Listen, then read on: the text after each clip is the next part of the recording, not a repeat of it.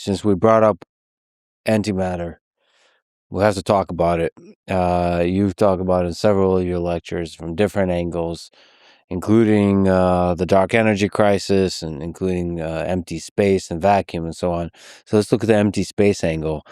So, it turns out that empty space is not empty. It's true, which is kind of bizarre. Can you speak about what do we know about what makes up empty space? That's a hard question because we don't know what space is. But let's start out. Yeah. Let's just start out with something simple. We'll assume that space is not quantized, okay? Now, it probably is. I don't know, but, we've got to start with somewhere. So let's start out with sort of the space of calculus, the space that you can divide forever. Mhm. The modern version of quantum mechanics is called quantum field theory. And it postulates that A, space exists. Then it postulates that within space, there exist fields for every known subatomic particle. So there is a photon field, there's an electron field, there's an up quark field, there's a down quark field, there's all the fields. And those fields can vibrate.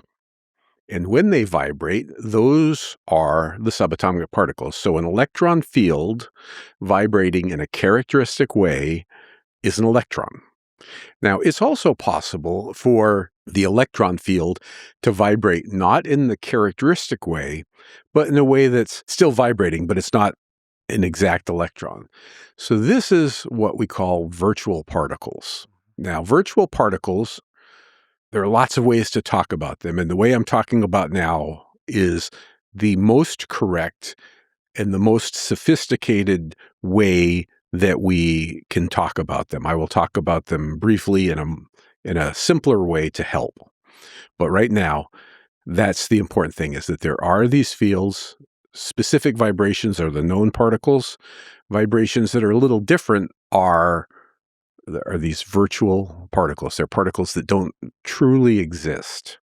And so that is what we think space is. There is all of these fields.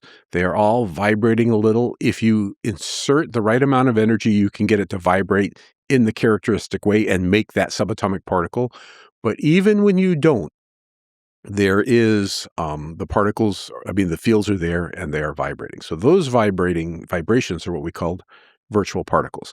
Now, your viewers may have heard of virtual particles in other ways, in which case it says that space is just empty, and what happens is matter and antimatter particles briefly appear for a very short period of time before they coalesce back again and disappear and re-emerge back into the field.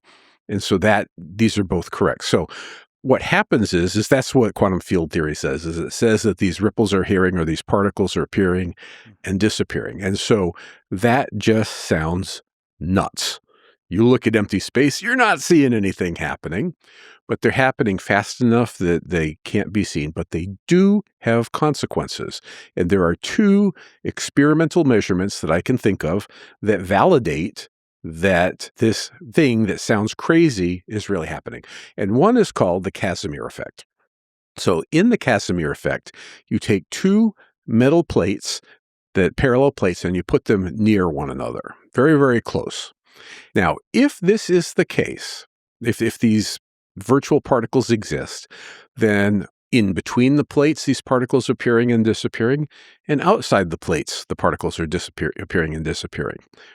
However, because these plates are close to one another, this puts a constraint on the wavelength of the particles that can occur between the two plates, because the particles cannot extend outside the plates.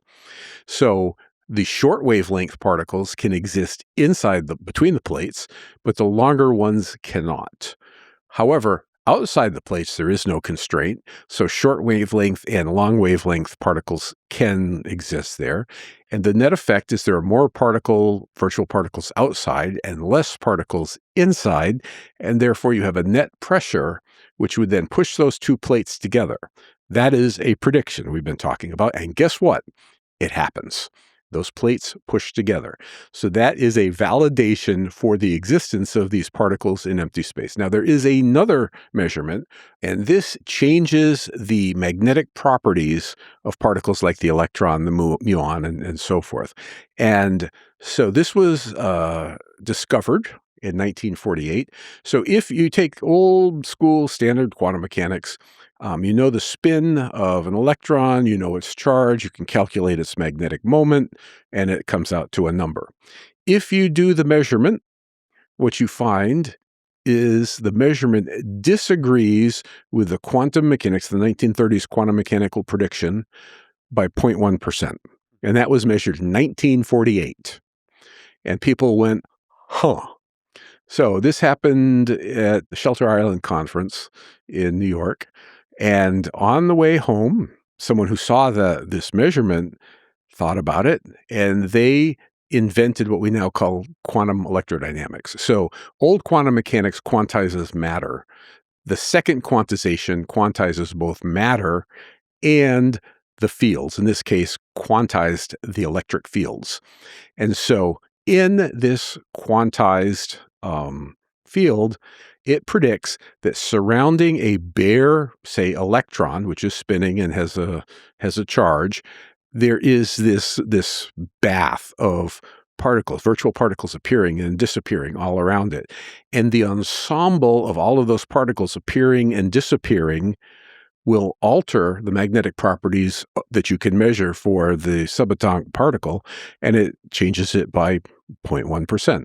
And we have measured this, and we have not measured this imprecisely. We have measured the magnetic properties of both the electron and the muon to 12, count them, 12 significant figures. And the theory and the data agree number for 10 places. And then once you get out to the very end, where both the theory and the data have some imprecision, they then disagree. And so maybe there's some interesting stuff going on there. But 10 figures, it's just staggering. So virtual particles refer to matter and antimatter particles coming to life. Correct.